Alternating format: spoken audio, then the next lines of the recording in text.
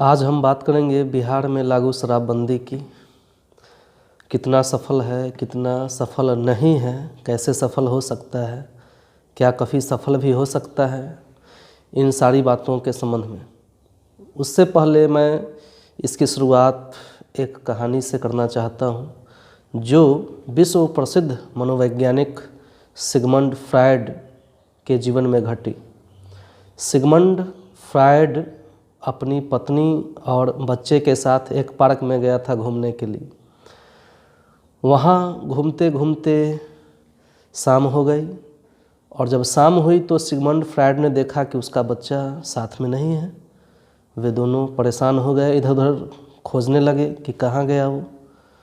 काफ़ी खोजने के बाद भी जब वह बच्चा नहीं मिला तब सिगमंड फ्रायड अपनी पत्नी से पूछा कि क्या तुमने उसे कहीं जाने से मना किया था? तब उसकी पत्नी ने कहा कि हाँ, वो पानी के फव्वारे के पास जाना चाहता था, बार बार बोल रहा था, लेकिन मैंने उसे मना कर दिया था। सिगमंड फ्रायड ने कहा कि चलो वहाँ चलकर देखते हैं और बहुत अधिक संभावना है कि वह वहीं होगा। फिर वे दोनों पति पत्नी वहाँ गए और वास्तव में उनका बच्चा वही फव्वारे के पास बैठा हुआ था। वह बच्चा उस तरफ फव्वारे की तरफ आकर्षित हुआ इसलिए क्योंकि उसे बार बार वहाँ जाने से रोका जा रहा था। मानव का मन कुछ ऐसा ही है, जिस चीज़ को न करने के लिए बारंबार कहा जाएगा उसका मन उस तरफ आकर्षित हो जाएगा। आप किसी होटल में हो रुके हुए, वहाँ 20 दरवाजे हों, 19 दरवाज़ों पर कुछ न लिखा हो, आप सीधे गुजर जाएंगे। लेकिन 20वें दरवाजे पर लिखा हो कि अंदर झांकना मना है, आपका मन निश्चित रूप से उस तरफ थोड़ा आकर्षित हो जाएगा कि अंदर है क्या। 19 दरवाज़ों के लिए आपने कुछ नहीं सोचा था, लेकिन उस 20वें दरवाजे पर जिस पर लिखा यह था कि अंदर जाना मना है, अंदर झांकना मना है, उसकी तरफ आप जरूर आकर्षित होंगे। यह मानव नेचर है। शराबबंदी पर अब हम आते हैं। शराबबंदी आज अब इसका उपयोग एक अलग मजाकिया अंदाज में होने लगा है। शराबबंदी का भी कुछ यही प्रभाव रहा है। शराबबंदी बिहार में लागू है, इस पर इतनी चर्चाएं होती है, इसके पक्ष में और विपक्ष में और न जाने क्या क्या। इन बातों से क्या प्रभाव पड़ा क्या नहीं, ये तो अध्ययन का विषय है, लेकिन इतना प्रभाव अवश्य पड़ा है कि जितना आकर्षण शराब का शराबबंदी से पहले नहीं था, उतना आकर्षण अब शराब के प्रति लोगों के मन में जरूर हो गया है। यह किसी प्रशासनिक विफलता या सफलता की बात नहीं है, यह मनोवैज्ञानिक तथ्य है, मनोविज्ञान की यह बात है। अब उन लोगों के मन में भी शराब का आकर्षण जग गया है जो पहले इसे सामान्य रूप से लेते थे या नहीं लेते थे या इस पर उनका कोई ध्यान नहीं था। लेकिन इस घटना के बाद निश्चित रूप से ऐसे लोगों के मन में शराब के प्रति एक आकर्षण तो पैदा कर ही दिया है। अब हम आते हैं कि बिहार में शराबबंदी कितना है। यहाँ के एक एक बच्चे को, एक एक व्यक्ति को, अनपढ़ से लेकर पढ़े लिखे लोग, सबको पता है कि बिहार में शराबबंदी कितनी सफल है। वर्तमान बिहार के शिक्षा मंत्री विजय कुमार चौधरी का एक बयान यहाँ कोट करना चाहूँगा। उन्होंने कहा कि बिहार में शराबबंदी पूर्णतः सफल है, इक्का दुक्का जगह कहीं मिलता है तो आप सूचना दें, उस पर कार्रवाई होगी। एक आम बिहारी होने के नाते मैं उनसे थोड़ा पूछना चाहूँगा कि आप एक भी पंचायत पूरे बिहार में उदाहरण दे दें जहाँ शराबबंदी न हो, फिर मैं जन सहयोग के माध्यम से आपको यह साक्ष्य प्रस्तुत करा दूंगा कि वहाँ भी उपलब्ध है। तो अब इसको मानना ही न हो कि शराब सभी जगह उपलब्ध है, तो फिर आप शासन में हैं, सरकार में हैं, जो बोलिए। आम जनता में, लोकतंत्र में तो लोग के पास ताकत इलेक्शन के समय ही आती है, तब तक तो इसे सुनना ही है। अगर आप अपने को ही कह रहे हैं कि सब कुछ, हाँ सब कुछ सही है, कहीं नहीं बिक रहा है, तो फिर आपकी मर्जी। बिहार के वर्तमान मुख्यमंत्री श्री नीतीश कुमार के एक बयान का भी जिक्र मैं यहाँ करना चाहूँगा। अभी छपरा में जहरीले शराब के चलते 100 से अधिक लोग मारे गए हैं। अनऑफिशियली जानकारी सभी लोगों के पास है, ऑफिशियली भी 50 से ऊपर चला गया है। इस घटना के बाद नीतीश कुमार ने कहा कि जो पिएगा वो मरेगा। निश्चित रूप से जो पिएगा वो मरेगा, मरा भी। लेकिन क्या शराब का पीना इतना बड़ा सज़ा हो गया, इतना बड़ा अपराध हो गया कि किसी को अपनी जान की कीमत देनी पड़ेगी इसके लिए? पूरी दुनिया में कुछ जगहों को छोड़ के कहीं शराबबंदी नहीं है। जो बिहार हमारे प्रदेश से कई गुना आगे हैं हर क्षेत्र में, शिक्षा, व्यवसाय, उद्योग धंधा, सड़क निर्माण, सारे क्षेत्र में बिहार से बहुत आगे हैं। कहीं टिकता नहीं है बिहार, वहाँ भी शराबबंदी नहीं है। तो एक बात तो कन्फर्म हो गया कि शराबबंदी कर देने से ही सारे चीज़, सारे सुख सुविधा, सब कुछ उपलब्ध नहीं हो जाएगा। क्योंकि अगर इसी से सब सारी अच्छाइयों को आना होता तो उन जगहों पर बिहार से ज़्यादा खराब स्थिति होनी चाहिए थी, लेकिन वह बहुत आगे हैं हम लोगों से, ये बात सभी लोग जानते हैं। नीतीश कुमार के एक और बयान का जिक्र मैं करना चाहूँगा कि उन्होंने कहा कि हत्या करने पर भी तो सज़ा का प्रावधान है, फिर भी हत्याएं तो होती है, निश्चित रूप से होती है। लेकिन अगर आप शराब को पीना और हत्या करना को एक कर देंगे, एक जैसा मानेंगे, तो फिर ये बौद्धिक क्षमता, तो फिर ये हास्यास्पद स्थिति हो जाएगी। हत्या बिल्कुल एक अलग अपराध है जो पूरी दुनिया में उसके लिए सज़ा का प्रावधान है। शराब पीने के लिए पूरी दुनिया में कहीं सज़ा का प्रावधान नहीं है। हम लोग न जाने कितने आगे हो गए हैं बिहार प्रदेश के लोग कि यहाँ सारी, लगता है ऐसा कि सारी समस्याओं का हम लोगों ने निराकरण कर लिया है। यहाँ पर हम लोगों ने गरीबी ख़त्म कर दिया है, अशिक्षा को ख़त्म कर दिया है, उद्योग धंधों की स्थापना भरपूर कर दी है, बेरोजगारी की समस्या को हमने ख़त्म कर दिया है। बस लगता है कि अब एक शराब पीने की समस्या है, वो भी हम लोग ख़त्म कर देंगे। हम लोग इस स्थिति से काम कर रहे हैं शराबबंदी के प्रति कि सारी समस्याओं को हम लोगों ने सोल्व कर लिया है, बस अब एक ही समस्या बची हुई है और इसको अब ख़त्म करने पर हम लोग का अंतिम ये समस्या है जिस पे हम लोग लगे हुए। शराबबंदी के मुद्दे को पक्ष और विपक्ष द्वारा इस तरह से मनाया जा रहा है कि बिहार में अन्य कोई समस्या ही नहीं है, बस यही एक समस्या है। सारे प्रशासनिक तंत्र से लेकर सारे मंत्री तक, सारा न्यायपालिका, सारा चीज़ लगता है बस इसी शराब को रोकने में लगा हुआ है और शराब रुक देगा, यह बिहार स्वर्ग हो जाएगा। विश्व में सबसे अधिक विकसित राज्य और जगह के क्षेत्र में ये आ जाएगा। इस तरह से पक्ष और विपक्ष कार्य कर रहा है। आश्चर्य होता है कि क्या हो रहा है, क्या हो रहा है हमारे बिहार में, आश्चर्य होता है। नीतीश कुमार का वह स्टेटमेंट कि जो पिएगा वो मरेगा, निश्चित रूप से जिन्होंने पिया वो तो मर भी गए, लेकिन इसमें आप अपनी विफलता को भी नहीं छुपा सकते हैं। कैसे उस राज्य में जहरीला शराब या अन्य शराब उपलब्ध है जहाँ पर पूर्ण शराबबंदी है? अगर वे लोग जहर से मरते हैं तो उन्होंने गलती किया, उसकी सज़ा उसको मिली भी, लेकिन यह आपकी ही प्रशासनिक विफलता है और इसका जिम्मेवारी किसे और इसका जिम्मेदार किसे माना जाना चाहिए? उसकी भी भूमिका तय होनी चाहिए कि इस इतनी बड़ी घटना के पीछे जहां 100 लोग मर जाते हैं, यह कोई छोटी मोटी घटना नहीं है और इसके पीछे की जवाबदेही किसकी है, यह जवाबदेही किसकी बनती है, यह भी तय होना चाहिए। छपरा में जो शराब कांड में अनेकों लोग मरे, विपक्ष के द्वारा मुआवजे की मांग की जा रही है, सरकारी पक्ष के द्वारा कहा जा रहा है कि ऐसा कोई प्रावधान नहीं है। तो एक बात का जिक्र मैं करना चाहूँगा। आज से कई वर्ष पूर्व गोपालगंज के खजूरबानी में भी इस तरह की हत्याकांड हुई थी। इस तरह का जो शराब से मौतें हुई थी उसमें सबको मुआवजा दिया गया था।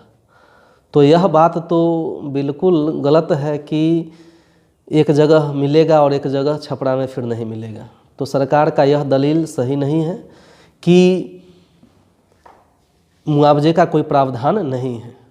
दूसरी तरफ मैं आता हूँ कि ठीक है, मुआवजा के प्रावधान न भी हो तो भी एक राज्य के मुखिया होने के चलते, एक राज्य का मुख्यमंत्री होने के चलते आप पर यह जिम्मेवारी है कि इस राज्य में प्रत्येक व्यक्ति की स्थिति बेहतर हो, कोई भूख से मर न जाए, कोई बीमारी से न मर जाए, उसके बेहतर स्वास्थ्य के शिक्षा की व्यवस्था हो, यह व्यवस्था करना भी आपकी जिम्मेवारी है।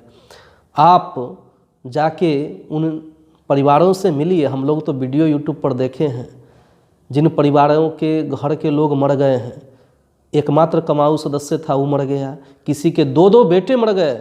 उस घर की स्थिति जाके आप देखिए कि आज शाम को क्या खाना बनेगा वो भी उसके पास नहीं है।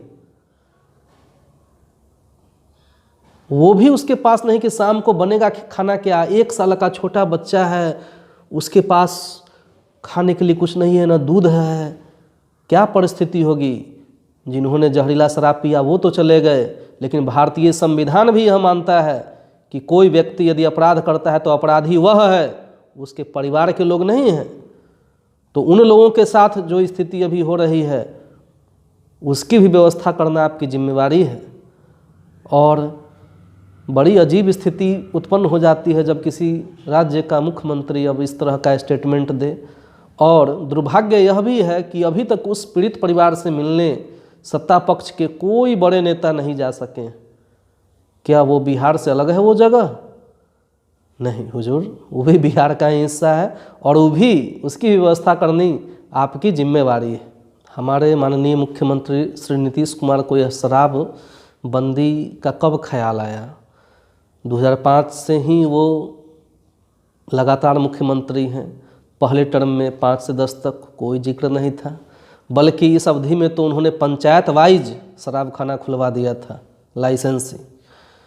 दूसरे कार्यकाल 10 से 15 में भी इसका कोई रूपरेखा नहीं था शराबबंदी का। अचानक इसके अगले कार्यकाल में उनको बापू की याद आई और उन्होंने कहा कि बापू ने कहा था शराब पीना गलत है, सो हम उनकी इच्छाओं के अनुरूप बिहार में शराबबंदी लागू करने जा रहे हैं। बिहार में उस समय के विपक्ष पक्ष सभी के लोगों ने एक मत से शराबबंदी के इस निर्णय को पास करा दिया। जैसे एक सियार हुआ कहता है तो उसके पीछे सारे सियार हुआ हुआ करने लगते हैं, उस तरह से सारे पक्ष विपक्ष के लोग एक मत से इसको पास करा दिए और यह सोचे बिना कि कैसे यह लागू होगा, क्या यह लागू हो सकता है कि नहीं, लागू करना हो तो किस परिस्थिति में लागू करना हो, कैसे इसको क्रियान्वित किया जा सके, इस पर कहीं कोई चर्चा ही नहीं हुई। सारे लोगों में श्रेय लोगों लेने की होड़ लग गई कि हाँ मेरे चलते हुआ, मेरे चलते हुआ, इस बात की चिंता किए बिना कि इसका परिणाम क्या होगा। जब आज एक एक बच्चे को भी पता है कि शराबबंदी कहीं है नहीं, तो अब सब एक दूसरे के ऊपर दोषारोपण कर रहे हैं और सब अपने को ज़्यादा बेहतर और दूसरे को खराब सिद्ध करने में लगे हैं, जबकि उस समय सभी ने एक साथ इसको पारित किया था। अब सारे लोगों का जब नेताओं का मैं स्टेटमेंट देखता सुनता हूँ तो बड़ा आश्चर्य होता है कि शराबबंदी से इतने लोग मर रहे हैं, इतना नुकसान है, इतना ये है, इतना वो है। और फिर जब अगला क्वेश्चन पूछा जा रहा है कि शराबबंदी बंद होनी चाहिए तो बस कहते हैं कि नहीं, शराबबंदी के हम पक्ष में हैं, लेकिन यह गलत है। अजीब तरह के स्टेटमेंट लोगों के आ रहे हैं। सत्ता पक्ष और विपक्ष में कोई क्लियरिटी ही नहीं है कि होनी चाहिए क्या। सब लोग जान रहे हैं कि यह सफल नहीं है, न हो सकता है, इस स्थिति में तो नहीं हो सकता है जैसी स्थिति परिस्थिति अभी है। लेकिन डायरेक्टली यह बात बोलने के लिए तैयार नहीं कि इसको रिटर्न ले लिया जाए, क्योंकि इससे यह प्रूफ हो जाएगा कि वह आदमी शराब के पक्ष में है, सबको शराबी बनाना चाहता है। फिर उसके विपक्ष के लोग जो होंगे इस बात को मुद्दा बना लेंगे। अब इसमें पिस रहा है आम भारतीय, आम बिहारी नागरिक। कैसे? अब उससे पहले हम आते हैं मुख्यमंत्री जी के द्वारा बराबर बापू के सपनों के बारे में बताया जाता है कि बापू का सपना था शराब न पिए, यह गलत कार्य है, यह बंद होना चाहिए, शराब पीने के बाद आदमी हैवान हो जाता है, जो भी है उन्होंने बताया। मुख्यमंत्री जी आप एक इंजीनियर हैं, पढ़े लिखे व्यक्ति हैं और इस तरह की बातें कम से कम आपके द्वारा कही जाए यह सही नहीं लग रहा है। जो गांधी जी का, बापू का जो सपना था वो केवल शराब के अर्थ में नहीं था। उन्होंने नशा के अर्थ में ये बात कही थी। शराब का एक उदाहरण दिया कि नशा बंदी होनी चाहिए, नशा खत्म होना चाहिए। शराब उतना ही लॉस पहुंचाता है जितना ड्रग्स पहुंचाता है लॉस, जितना स्मैक पहुंचा रहा है, जितना नशा के अन्य संसाधन, स्मैक, गांजा, भांग, अफीम, चरस, ये सभी पर बैन की उन्होंने बात की थी।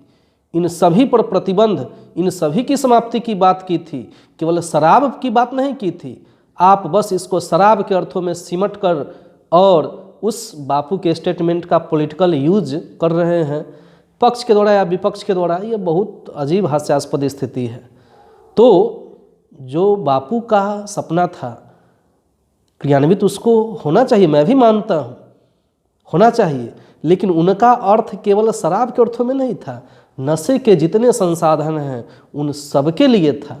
अब आप बताइए कि शराब के लिए इतनी सारी आपने कार्यपालिका, विधायिका, न्यायपालिका सबको लगा दिया, सब लगे हुए हैं बिहार में, क्या परिणाम हो जा रहा है।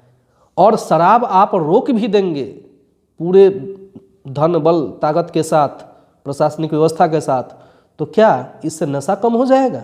नहीं, नशा और विकृत रूप में आएगा, तरह तरह से रूप में आएगा, और वो ख़त्म नहीं होगा तब तक जब तक कि कुछ मूलभूत परिवर्तन नहीं होंगे।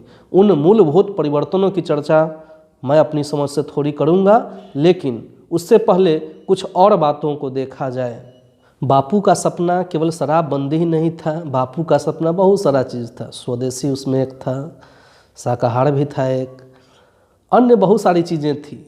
आपको बापू का एक ही लाइन याद रहा, शराबबंदी, और सब चीज़ में आपने क्या प्रयास किया आज तक और क्या हो रहा है? तो बापू के और भी बहुत सारी बातें थी। अगर बापू के विचारों को ही अपनाना हो तो सर्वांगीण रूप से अपनाया जाए। अब एक स्टेटमेंट निकाल के उसका पॉलिटिकल यूज़ के लिए उसका उपयोग किया जाए, यह कहीं से भी सही नहीं है। आप लोगों में से अधिकांश को पता होगा कि बिहार में एक बार बहुत पहले 40-45 साल पहले भी शराबबंदी की योजना लागू की गई थी, लेकिन कुछ ही दिनों में जब उसका आउटपुट आना शुरू हुआ तो उस समय के तत्कालीन मुख्यमंत्री ने इसको ईगो का प्रश्न नहीं बनाया, अहंकार का प्रश्न, अपनी प्रतिष्ठा का प्रश्न नहीं बनाया, बल्कि विनम्रतापूर्वक इस कानून को वापस ले लिया। ये सब बोलने के पीछे मेरा ये मकसद नहीं है कि शराब को घर घर तक पहुंचा दिया जाए, सबको शराबी बना दिया जाए। मैं पहले एक पक्ष की तरफ आ रहा हूं कि इसका क्या क्या अभी परिणाम हो रहा है, वास्तविकता क्या है, इसके बाद हम इसके दूसरे पक्ष की तरफ आएंगे। शराबबंदी कितनी है कितनी नहीं है ये तय आप कीजिए। न मेरा सत्ता पक्ष से कोई दुश्मनी है, न विपक्ष से कोई दुश्मनी है। जो वास्तविकता है एज ए शिक्षक थोड़ा आप सभी लोगों से शेयर करना मैं ज़रूरी समझा, इसलिए इस टॉपिक पर वीडियो बना रहा हूँ। जब से शराबबंदी लागू हुई तो उस समय, जिस समय शराबबंदी लागू हुई थी, शराब से बिहार सरकार का राजस्व लगभग 4,000 करोड़ रुपया प्रतिवर्ष आता था उस समय लगभग। उस हिसाब से अभी तक देखें थोड़ा इंक्रीजमेंट के साथ तो लगभग 25 से 30,000 करोड़ रुपया का नुकसान बिहार को हो चुका है शराबबंदी के बाद। यह नुकसान नहीं कहलाता यदि सारे लोग शराब छोड़ चुके होते, बिहार में कहीं शराब बिकती नहीं होती, किसी को उपलब्ध नहीं होता, तब इस लॉस को लाभ ही माना जाता। लेकिन सरकारी खजाने में आने पैसे बंद हो गए और शराब कितना रुका, कितने लोगों ने छोड़ दिया, ये बात बिहार का एक बच्चा भी आप जानता है। तो हुआ इससे यह क्या कि शराबबंदी जब हुई तो आना तो पैसा सरकार का बंद हो गया, लेकिन बिहारियों का जो है अब दूसरे तरह से शोषण होना शुरू हो गया। जैसे ही शराब बंद हुई बिहार में तो उतना जो राजस्व आ रहा था उसकी भरपाई के लिए प्रायः सभी चीज़ों पर टैक्स लगा दिया गया और कई गुना टैक्स को बढ़ा दिया गया। उदाहरण के लिए मैं एक सिंपल एग्जांपल देता हूँ। जैसे ही शराबबंदी लागू हुई, बिहार में यूपी से अधिक महंगा पेट्रोल और डीजल बिकने लगा। आज के डेट में जो पेट्रोल बिहार में हम 110 रुपये में खरीदते हैं, यूपी में वह 100 रुपया में लगभग उपलब्ध है। तो 10 रुपये प्रति लीटर के हिसाब से यह रेशियो हमेशा के लिए बन गया। अन्य राज्यों की तुलना में, सबकी बात मैं नहीं बोल रहा हूँ, लेकिन तुलनात्मक रूप से देखें तो इस पर एक बहुत बड़ा वृद्धि कर दिया गया। इस तरह से तमाम अन्य तरह की चीज़ों, जैसे वाहनों की बिक्री पर भी टैक्स ज़्यादा कर दिया गया। अब इसका भी एक अनेक साइड इफ़ेक्ट हुआ कि अब बिहार के लोग हैं लेकिन बिहार से वाहन नहीं खरीद रहे हैं, बगल के राज्य झारखंड, यूपी और अन्य राज्यों से वाहन खरीद रहे हैं, क्योंकि वही वाहन कम टैक्स के चलते उनको वहाँ सस्ता मिल जा रहा है। नतीजा यह हुआ कि बिहार में अब उद्योग धंधों, जो लोग बिजनेस में लगे हुए हैं, उनके सामने भी समस्या आ गई, क्योंकि बिक्री कम हो गई गाड़ियों की। एक अन्य समस्या की तरफ ध्यान आकर्षित आपका कराना चाहता हूँ कि इसके बाद ज़मीन की रजिस्ट्री का भी रेट बहुत ज़्यादा कर दिया गया, सब शराबबंदी से हुए नुकसान को भरपाई करने के लिए। रजिस्ट्री महंगा होने के चलते बेचने वाले और ख़रीदने वाले दोनों को सामने समस्या आनी शुरू हो गई, और आज तक भी वो समस्या जारी है। और इन सबसे बड़ी बात कि शराबबंदी का जो सबसे बड़ा साइड इफ़ेक्ट अभी तक मैं समझ पाया हूँ वह यह रहा कि नए लड़कों में नशा के अन्य साधनों, स्मैक, चरस, गांजा, भांग, अफीम, ड्रग्स के प्रति रुझान बहुत बढ़ गया। आज स्मैकियों की, ड्रग लेने वाले नए नए लड़कों को जब मैं देखता हूँ, सुनता हूँ, तो बहुत तकलीफ़ होता है कि ये सब तो हम लोग पहले सुनते थे पंजाब में, हरियाणा में होता है, वो अब बिहार के गली गली में पहुँच चुका है ड्रग्स और स्मैक। पहले बच्चे एक तो नशा करने से डरते थे, करते भी थे तो शराब के रूप में करते थे, उनको भय होता था, मुंह महकेगा, गार्जियन पकड़ लेंगे, लोगों के नज़र में आ जाएंगे। अब वो एक सुई लेता है, एक कैप्सूल खाता है, सूंघता है नाक में, सॉल्यूशन पीता है। अब उसको पकड़ने का सामान्य उपाय भी गार्जियन के पास, अन्य लोगों के पास नहीं है। और इतना तो आप सभी लोग जानते होंगे कि यह स्मैक, चरस, गांजा, अफीम जो ड्रग्स हैं आधुनिक, वह शराब से 100 गुना तो कम से कम ज़्यादा हानिकारक जरूर है। शराब से तो थोड़ा नशा होता है, उतर जाता है, लेकिन इन सब चीज़ों का जो आदी हो गया बच्चा, उसकी संवेदनात्मक क्षमता खत्म हो जाती है, बौद्धिक रूप से वो खत्म होते जाता है, संवेदना नाम की उसमें कोई चीज़ नहीं होती है। और वही जघन्य कृत्यों को, जघन्य अपराध को, बड़े बड़े क्राइम को करने से भी हिचकता नहीं है, क्योंकि उसको शाम को एक पुड़िया चाहिए, शाम को नशा उसको चाहिए, और उसके लिए वो कोई भी अपराध करेगा। तो एक बहुत बड़ी संख्या स्मैकियों की तैयार हो गई है, ड्रग्स लेने वालों की तैयार हो गई है आफ्टर शराबबंदी। तो एक बहुत बड़ा, इस सब को धरातल पर कोई भी आम आदमी देख सकता है। ऐसा नहीं है कि हम किसी का विरोध करने के उद्देश्य से ऐसा बोल रहे हैं और किसी के सपोर्ट करने के उद्देश्य से बोल रहे हैं, लेकिन एक आम बिहारी होने के नाते मुझे तकलीफ़ होती है जब इस तरह की स्थितियों को मैं देखता हूँ, इस तरह की परिस्थितियों को मैं जब देखता हूँ। और होनी भी चाहिए, आम आदमी को, आम बिहारी को इसके प्रति जागरूक होना होगा, तभी जाके कोई स्थिति सही हो सकती है। अन्यथा जिस तरफ हमारा राज्य हो रहा है, एक ज़माना था, कहा जाता था उड़ता पंजाब, अब उड़ता उड़ता डबल बिहार हो जाएगा, उस तरह से इस सिचुएशन बन जा रहा है। शराबबंदी से एक और जो नुकसान हुआ वह यह हुआ कि इससे अपराधियों की एक पूरी फौज खड़ी हो गई। आज कोई भी पंचायत ऐसा नहीं है जहां 5 से 10 लोग तैयार न हो गए हो शराब तस्करी के लिए। कोई भी ऐसा पंचायत है तो बताएं जहां 5 से 10 लोग शराब तस्करी के व्यवसाय में लिप्त न हो गए हों। धीरे धीरे अब वे लोग इतने आर्थिक रूप से और प्रशासनिक रूप से मजबूत होते जा रहे हैं कि आने वाले समय में सरकार की भी यह क्षमता नहीं रह जाएगी शराबबंदी को ख़त्म करने की या इसे नए सिरे से लागू करने की, क्योंकि वह इतना अधिक पावरफुल होते जा रहा है कि एक समानांतर सरकार अब वो चला रहा है। शराब कोई आज से 10, 5, 20 वर्षों से नहीं आ रहा है, चला हुआ हमारे समाज में। यह प्राचीन काल से किसी न किसी रूप में था और है, इसे समाप्त करना ही था। तो इसे पॉलिटिकल इशू न बनाते हुए एक सामाजिक इशू बनाना चाहिए था। और एक और बात कि जब इसे पास किया गया शराबबंदी को, तो इस पर कितनी चर्चा हुई। यह एक सामाजिक विषय था, न कि पॉलिटिकल विषय केवल था।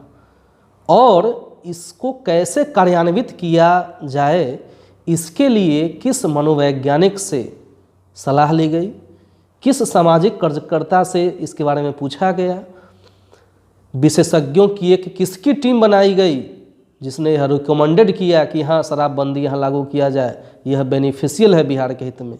ऐसा कुछ नहीं हुआ। बस एक पॉलिटिकल वाहवाही के लूटने के चलते इतनी बड़ी निर्णय को ले लिया गया, बिना किसी मनोवैज्ञानिक सलाह के, बिना किसी सामाजिक सलाह के, बिना इस बात को सोचे कि कैसे इसको इम्प्लीमेंटेशन किया जा सकता है। इन किसी पक्षों पर कभी कोई वाद विवाद, कोई योजना नहीं बनाई गई। होड़ लग गई थी लोगों में, नेताओं में उस समय शराबबंदी का वाहवाही लेने के लिए, चाहे वो पक्ष का हो, विपक्ष हो, किसी पार्टी के नेता हो। लेकिन आज इसकी फेलिटी का कोई जिम्मेवारी लेना नहीं चाह रहा है। शराबबंदी की सफलता की जब बात आती है तो प्रायः मैं बहुत लोगों से सुनता हूँ कि चलिए और कुछ हुआ चाहे नहीं हुआ, घरे घर तो सब पी ही रहा है, बिक ही रहा है, सब लोग पी रहा है, ये बात सब जान रहा है, कहीं बंद थोड़ी ही है। लेकिन हो हल्ला होना बंद हो गया है। हो हल्ला होना बंद हो रहा है। अब कोई पी के हो हल्ला नहीं करता है, चुप रहता है। पूरे बिहार में सारे लोगों का शराबबंदी से यही एकमात्र लाभ सुनने को मिलता है। लेकिन हालात बड़ी अजीब है। शराब पी के कोई हो हल्ला करता है तो इसके पीछे शराबबंदी सफल होगी या असफल होगी, या वहाँ का प्रशासनिक व्यवस्था सफल है या असफल है, इस बात की तय कैसे होगी। अगर कोई पी के हल्ला करता है तो यह किसकी असफलता है? यह प्रशासनिक असफलता है, न कि दारू पी रहा है कोई। तो अगर दारू पी के कोई हल्ला करता है तो इतना ही सख्त नियम उस पर लगा दिया जाए, 4 साल का जेल उसको अब बनाइए, लाख रुपया का जुर्माना उस पर कीजिए, ऐसे ही 2-4 लोगों को अंदर कीजिए, सब बंद हो जाएगा। लेकिन जो लोग भी ऐसा बोलते हैं कि शराबबंदी से अब हो हल्ला नहीं हो रहा है, बाकी सब चीज़ तो लोग पी ही रहा है, हो हल्ला नहीं हो रहा है, वो बहुत हास्यास्पद बात कर रहे हैं कि शराबबंदी से इतना लॉस सह के अगर इतनी लाभ ली जाए तो वही है आमदनी अठनी खर्चा रुपया, कि लॉस इतना बड़ा हो रहा है और लाभ बस यही हो रहा है कि हो हल्ला नहीं हो रहा है। तो थोड़ा पुनः आप एक बार सोचिए कि इतना जो लॉस हो रहा है और लाभ जो हुआ उसमें क्या आनुपातिक सिस्टम है। और वह हल्ला न करना प्रशासनिक स्तर पर भी किया जा सकता है और आसानी से किया जा सकता है। तो यह तर्क देना कि अच्छा आप शांति है, लोग पीते तो हैं लेकिन हो हल्ला नहीं हो रहा है, हास्यास्पद स्थिति है। थोड़ा पुनः आप लोग सोचेंगे इस पर। इकोनॉमिक्स अर्थशास्त्र का यह नियम है कि मार्केट में जिस चीज़ की डिमांड होगी सप्लाई किसी न किसी रूप में हो जाएगी, चाहे वो कानूनी रूप से वैध हो या कानूनी रूप से अवैध हो। शराबबंदी तब तक सफल नहीं हो सकती है जब तक कि उसका डिमांड ही न बंद हो जाए। लोग अगर डिमांड करेंगे तो उसकी पूर्ति होगी, चाहे जैसे हो। यह अर्थशास्त्र का बेसिक नियम है। आप कितना भी कानून बना के उसको रोक नहीं पाइएगा। अगर आपने रोक भी दिया तो नशे के अन्य वैकल्पिक व्यवस्था का दरवाज़ा खुल जाएगा, जो खुल गया है बिहार में। तो यह कुछ ऐसा मैटर है जिसको कानून के द्वारा रोका नहीं जा सकता है। इसके लिए कुछ अन्य प्रयास करने होंगे। अब मेरी जो अपनी समझ है उसके हिसाब से जो वर्तमान शराब नीति है, शराबबंदी का जो कानून है, इसको तो बिहार सरकार के पक्ष में बैठे लोग और विपक्ष में बैठे लोग, सभी लोगों को इन सारी हत्याकांड का जिम्मेवारी लेते हुए पूरे बिहार की जनता से हम माफ़ी मांगनी चाहिए कि हम लोगों ने जो नीति लाई वह गलत नीति लाई, वह फेल हो गई थी और इसके लिए आप हम सबको क्षमा कर दें। और अब एक नई शराबबंदी की नीति अपनाई जानी चाहिए। जो नीति बनाते ही, जो लागू करते ही सक्सेसफुल नहीं हो जाएगा, इसमें एक लंबा समय लगेगा, एक पीढ़ी लग सकती है, तब जाके यह नशाबंदी दूर होगी। आपके कानून बना देने से और सारा प्रशासनिक तंत्र लगा देने से भी यह कभी रुकने वाला है नहीं। अब कुछ बेसिक मूलभूत मनोवैज्ञानिक तथ्यों को हमको समझना होगा कि लोग नशा क्यों करते हैं। नशा कोई भी, शराब, गांजा, अफीम, स्मैक, जो भी हो, वह एक बेसिक बात तो मनोविज्ञान की समझ में आ ही सकती है कि वह जिस स्थिति में है उस स्थिति में वो संतुष्ट नहीं है, उस स्थिति से वो खुश नहीं है। उसी स्थिति को भुलाने के लिए, उस स्थिति को दूर करने के लिए वे विभिन्न तरह के नशों का उपयोग करते हैं, विभिन्न तरह से वो नशा लेते हैं और स्वयं को भुला देते हैं। इन सब को दूर करने के लिए एक व्यापक योजना बनानी पड़ेगी। तब पहली बात कि सबसे पहले लोग जितने खाली हैं, जितने बेरोजगार हैं, नशा के प्रति आकर्षण उनका उतना बढ़ेगा। तो सभी की जिम्मेवारी है और सरकार की विशेष रूप से कि रोजगार के व्यापक अवसर उपलब्ध किए जाएं, अधिक से अधिक लोगों को रोजगार उपलब्ध कराया जाए। तब जब लोग अपने कार्यों में व्यस्त हो जाएंगे, बिजी हो जाएंगे, अपने उनके इनकम का स्रोत हो जाएगा, तो निश्चित रूप से शराब वो पिएंगे नहीं, इस तरफ से उनका ध्यान अपने आप कम होते जाएगा। साथ ही साथ आज का जो हमारा शिक्षा व्यवस्था है, उस शिक्षा व्यवस्था से बहुत हद तक शराबी ही बन पाएंगे और अच्छे बच्चे बहुत कम बन पाएंगे, और अच्छे बच्चे बनेंगे भी जो उनका परसेंटेज बहुत कम रहेगा। हम लोग शिक्षा जगत से जुड़े हुए हैं तो देख रहे हैं, सारे बच्चे क्लास में टॉपर नहीं हो सकते, तो अन्य बच्चे जो टॉपर नहीं हुए उनके मन में एक हीनता का ग्रंथि पैदा हो जाता है। तो स्कूल या कॉलेज एक ऐसा व्यवस्था नहीं है जो किताबी जानकारी को ही आपके दिमाग में ठूंस दे, बल्कि वह एक ऐसा जगह है जहाँ किसी भी बच्चे में जो भी प्रतिभा छुपी हुई है उस सब को उभारने का मौका मिले। अगर स्कूली व्यवस्था, पढ़ाई की व्यवस्था अच्छी हो जाए तो मेरा यह मानना है कि शराब या अन्य नशा बहुत हद तक अपने आप खत्म हो जाएगा। बच्चा जब उसके अंदर की जो क्षमता है उसका विकास होगा, कोई बच्चा पढ़ने में तेज है, पढ़ाई में आगे होगा, कोई बच्चा खेलने में तेज है, उसको भी अवसर मिलेगा। आज तक बिहार में कोई रणजी टीम नहीं है, बताइए। झारखंड हमसे अलग हुआ 2000 में, उसको रणजी टीम का दर्जा मिल गया, और बिहार में आज तक कोई रणजी टीम का दर्जा नहीं है। खेल की ये स्थिति है, क्रिकेट की ये स्थिति है।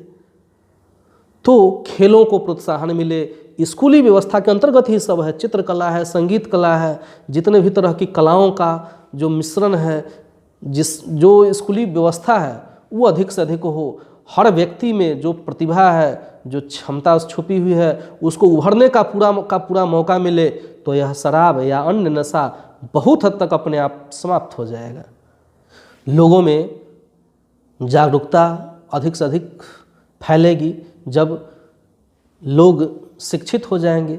जो लोग पुरानी पीढ़ी के अशिक्षित हैं, जो भी लोग उस पीढ़ी में अशिक्षित हैं, उन तक आम जन जागरूकता फैलाई जाए, उनको बताया जाए कि इससे क्या लॉस है, तब स्वतः शराबबंदी लागू होती जाएगी। इसको बाई फोर्सली करना नहीं पड़ेगा, और वास्तविक अर्थों में तभी शराबबंदी लागू हो पाएगी।